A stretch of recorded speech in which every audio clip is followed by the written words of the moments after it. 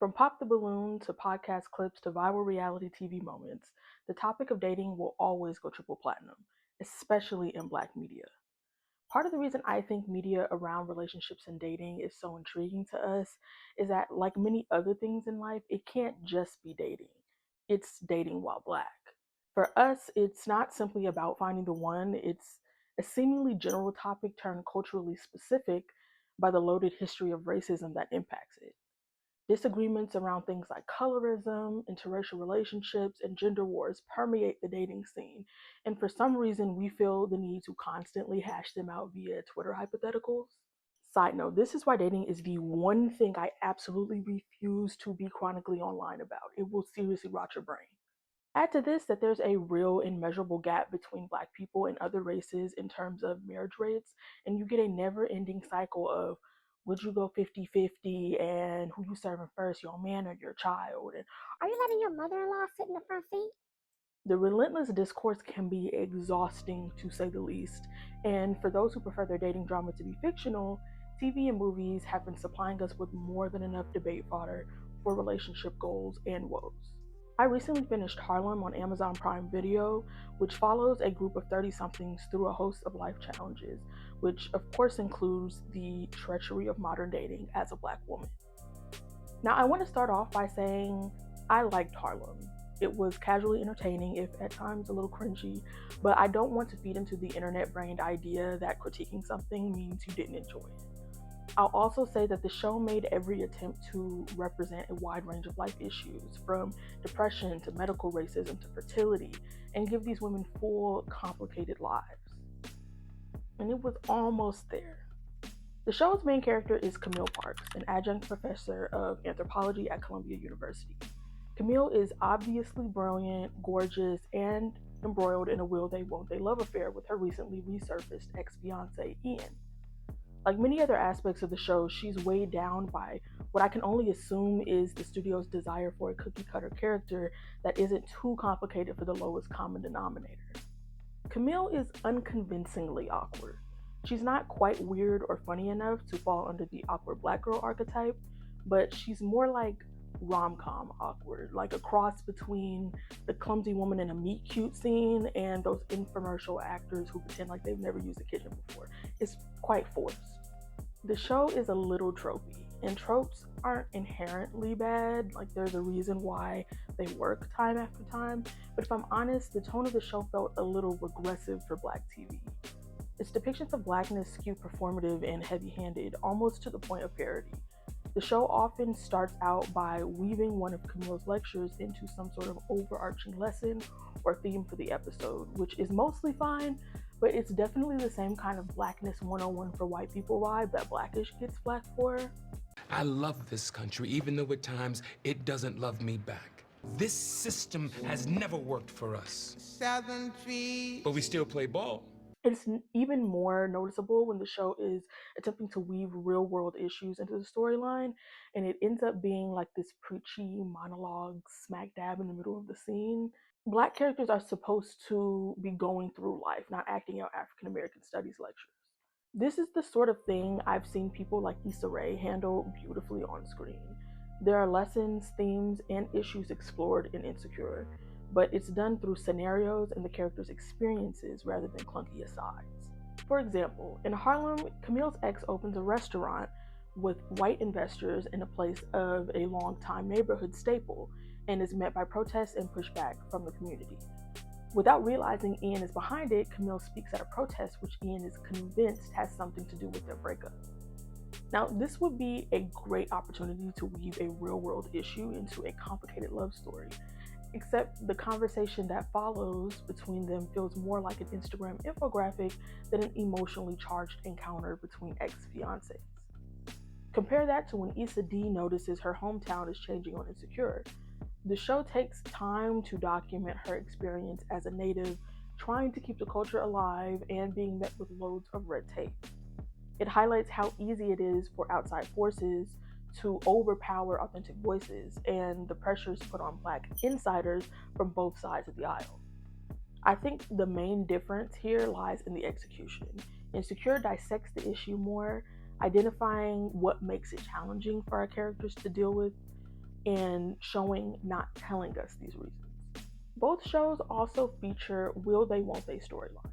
Camille and Ian's long road to each other is sprinkled with dramatic timing, the reunions placed at these perfectly imperfect moments, such as running into each other on the street or sharing a secret kiss the night before his wedding, which, what, girl, why were you even there? Issa and Lawrence also cross paths multiple times post breakup, but it's not in a cheesy rom com way, at least not to me, because that's just not life. I don't mean to make this a one-to-one comparison between the shows, but I think Insecure is one of the shows in the new era of Black television that weaves Blackness into its characters as an intrinsic but not one-dimensional part of them, rather than a ball and chain or a lesson plan for white people. And just look at the material. Issa and Lawrence's ups and downs fueled many landmark battles in the never-ending Twitter gender wars, and even carved out a mini fandom of men calling themselves Lawrence Hive. Their relationship saga has become a staple in the Black TV couples canon, while Camille and Ian and every other couple on the show have almost certainly already been forgotten. An interesting commonality among the women in Harlem is that they're all highly educated, having met in college at NYU. Camille, of course, is a PhD, and the other women's educational status beyond a bachelor's degree is unknown. Dating has been a sore spot for educated Black women for a while now, and while this issue is not explicitly addressed on the show, I find it interesting that depictions of marriage are few and far between on screen. Of all the ladies, Quinn seems to be the closest to this plight, as she's unburdened by past relationships, unlike Camille, and actively looking for love, unlike Ty and Angie. Despite her ongoing efforts, she can't seem to find anything that works, and one of her close encounters is thwarted by her insecurities about the guy's job as a male exotic dancer. Now, Quinn isn't the epitome of success. She constantly relies on her rich parents to keep her career as a fashion designer afloat and maintain her luxury lifestyle. But her being ashamed of her suitor's line of work still hints at this idea of Black women not being able to find Black men on their level. The reality is, yes, Black women both out-earn and are more educated than Black men for a variety of reasons. And if you want to explore this topic more, I recommend FD Signifier's video on Black male college enrollment, which I'll link in the description. But this piece of data usually gets interpreted in two different ways. Black women asking why they ought to settle for less and telling Black men to step up, and Black men calling Black women too masculine for their achievements and claiming they won't let men lead them. The entire thing is honestly a mess, and I'm low-key glad they didn't unpack this in great detail on the show, because the whole debate is pretty tired, and I'm not entirely confident in their ability to do it with nuance. The effects of ambition on Black women's dating lives is explored even further with the other two friends in the group. Ty, a successful founder of a dating app for queer people of color, and Angie, a starving artist crashing on Quinn's couch. Ty's position as the face of her company begins to weigh on her as things get serious with the white woman she's been seeing.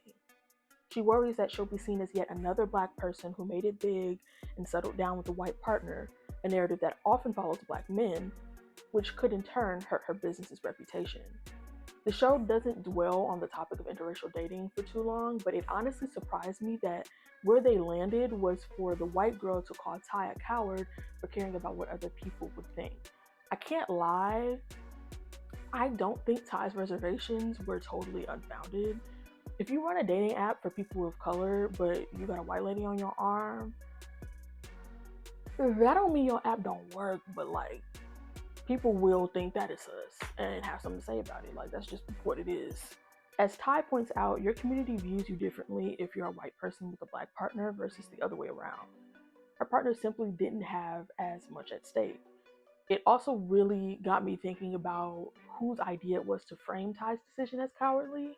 I feel like many Black people would be able to see where Ty is coming from in this situation, or at least be aware of the phenomenon she's referencing here. But you know who would not be aware of this? White people. Ty being some sort of villain in this story kind of reeked of the mythical reverse racism ideology that would put that audience at ease and give them just enough conflict to smooth over in the allotted 30 minutes. Like the garden variety tropes I mentioned earlier, the ending to this storyline felt like a studio mandated rewrite, I have to be honest. But nothing, and I mean nothing, gave studio mandated rewrite like the final member of the four, Angie. Now, the interesting thing about her character is I can't really figure out which audience they were trying to cater to with her.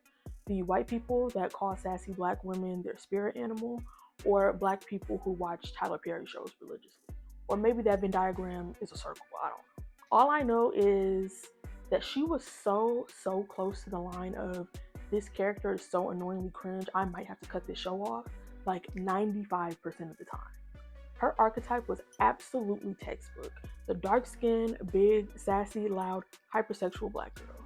I think they modernized her in a way by giving her hot men to sleep with so as to not make her like the ugly duckling of the group per se.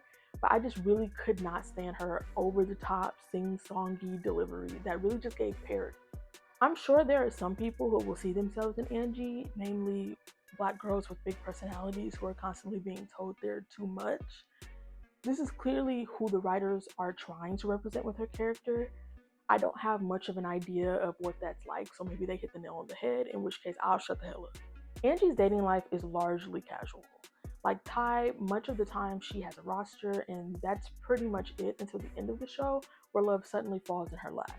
Her challenge comes when her fiance's plans for them conflict with her exciting career opportunity, testing the limits of her headstrong personality against her lover.